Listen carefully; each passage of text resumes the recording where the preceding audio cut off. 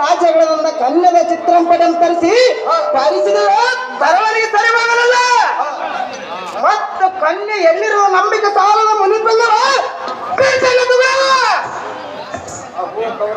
ಸ್ವಾಮಿ ನಾಡಿದ್ರೆ ಆ ಬ್ರಹ್ಮದೇವನು ಈ ಲೋಕದಲ್ಲಿ ಗಂಡಿಗಾಗಿ ಹೆಣ್ಣು ಹೆಣ್ಣಿಗಾಗಿ ಗಂಡು ಎಂದು ಸೃಷ್ಟಿಸಿರುವನು. ಹೌದು ಸ್ವಾಮಿ ನಾಡಿದ್ರೆ ಇಂಥ ವರನಿಗೆ ಇಂಥ ಕನ್ಯೆ ಎಂದು ಲಿಖಿತ ಬರೆದಿರುವನು. ಬರೆದಿರುವ ಸ್ವಾಮಿ ರಾಜ ನಾಡಿದ್ರೆ ಇನ್ನಾದರೂ ನಿನ್ನ ಚಿತ್ತದಲ್ಲಿ ಇದ್ದ ಸುದ್ದಿಯನ್ನು ಬಿತ್ತರಿಸು ಕೌರವ, ಭಯವ.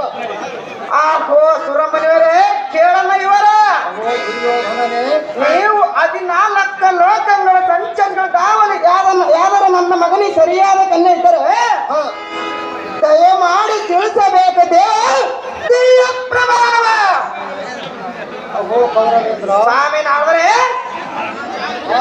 ಹೇಳುತ್ತೇನೆ, ಚೆನ್ನಾಗಿ ಕೇಳು. ಅದೇನು ಶಿಷ್ಟಾರಾಗಿ ಬೇಡ ಸ್ವಾಮಿ ನಾವರೇ.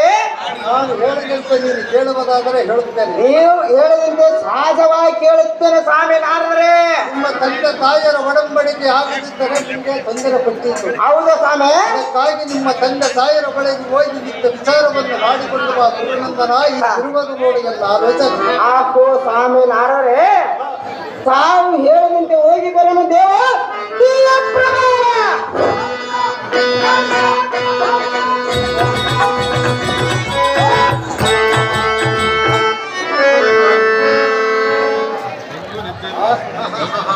ಇದು ಎಂಥ ಸಮಯ! ನಾನು ಅಂದುಕೊಂಡಿದ್ದು ಕೈಗೂಡಿದ್ದು ನನ್ನ ಮನಸ್ಸಿನಲ್ಲಿ ಅನುಕೂಲವಾಯಿತು. ಬಹುದಿನದಿಂದ ಯತ್ನ ಮಾಡಿದರೂ ನಮಗೆ ಜಗಳವೇ ಸಿಕ್ಕಿಲ್ಲ. ಅದು ಯಾತಕ್ಕಂದರೆ ಕನ್ಯೆ ವಿಷಯವಾಗಿ ಕೌರವನು ಬಹಳ ಆತುರ ಪಡುತ್ತಿರುವನು. ಇದಕ್ಕೆ ಆಲೋಚನೆ ಏನೆಂದರೆ ದ್ವಾರಕಾವತಿಯಲ್ಲಿ ಬಲರಾಮನ ಮಗಳಾದ ಕನಕಾಂಗಿ ಎಂಬ ಕನ್ಯೆ ಇರುವುದು. ಅವರು ಶ್ರೀಕೃಷ್ಣನ ತಂಗಿಯಾದ ಸುಭದ್ರ ನಿನ್ನ ಮಗನಾದ ಅಭಿಮಾನ್ಯನಿಗೆ ನನ್ನ ಮಗಳಾದ ಕನಕಾಂಗಿಯನ್ನು ಕೊಡುತ್ತೇನೆಂದು ವಚನವನ್ನು ಕೊಟ್ಟು ಅರಣ್ಯದಿಂದ ಈಗ ಸುಭದ್ರನನ್ನು ಕರೆತಂದಿರುವರು. ಈಗ ಕೌರವನನ್ನು ಬಲರಾಮನಿಗೆ ಕಳುಹಿಸಿ ಕೈಕಾಲು ಹಿಡಿದು ಕೇಳಿಕೊಂಡರೆ ಇವರಿಗೆ ಕನ್ಯೆ ಪಡುವುದೊಂದು ನಿಶ್ಚಿತ. ಆಗ ಅವರವರಿಗೆ ಕಲಹವನ್ನಿಟ್ಟು ವಿಶೇಷ ಜಗಳಕ್ಕೆ ಪ್ರಾರಂಭವಾಗುತ್ತದೆ.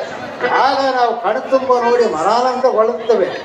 ಆಗ ನನಗೆ ಕಲಹ ಪ್ರಿಯ ಎಂಬ ಹೆಸರು ಸಾರ್ಥಕವಾಗುತ್ತದೆ. ತಕ್ಷಣವೇ ಈ ಸುದ್ದಿಯನ್ನು ಕೌರವನಿಗೆ ತಿಳಿಸಬೇಕು.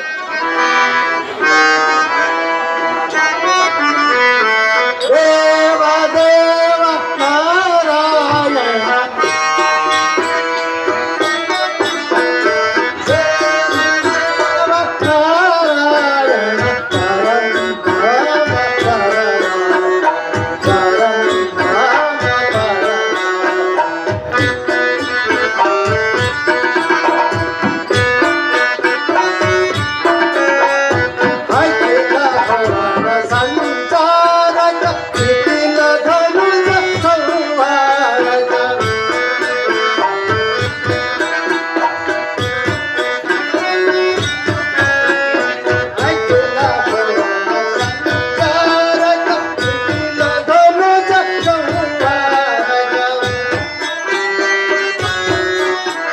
Yeah.